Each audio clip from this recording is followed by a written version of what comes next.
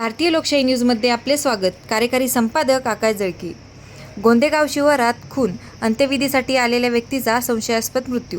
जालन्यातील गोंदेगाव शिवारात एका व्यक्तीचा खून झाल्याची धक्कादायक घटना 27 एप्रिल रोजी सकाळी उघडकीस आली.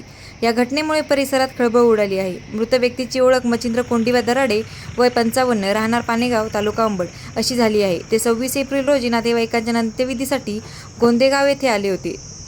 अंत्यविधीनंतर रात्री ते एका नातेवाईकासोबत बाहेर गेले, मात्र ते पुन्हा घरी परतले नाहीत.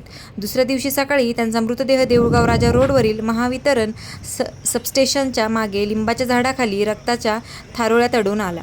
माहिती मिळताच पोलीस निरीक्षक संतोष साबळे यांनी पथक व फॉरेन्सिक टीमसह घटनास्थळी धाव घेत पंचनामा केला. मृतदेह पुढील तपासणीसाठी जिल्हा सामान्य रुग्णालय जालना येथे पाठविण्यात आला आहे.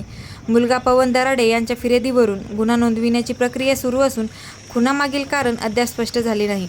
आरोपींचा शोध घेण्यासाठी पोलीस पथक रवाना करण्यात आले असून लवकरच गुन्हेगारांना अटक केली जाईल, अशी माहिती पोलीस निरीक्षक संतोष साबळे यांनी दिली आहे.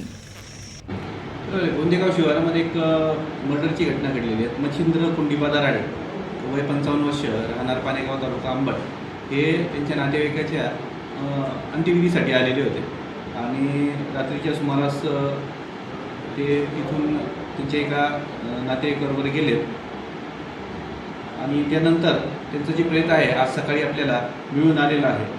घटनास्थळ पंचनामा करण्यात आलेला आहे आणि त्यांचा जो मुलगा जो आहे पवन मच्छिंद्र दराडे याच्या फिर्यादीवरून आपण फिर्याद घेण्याचं काम करत आहोत. त्याच्यामध्ये अधिक तपास चालू आहे.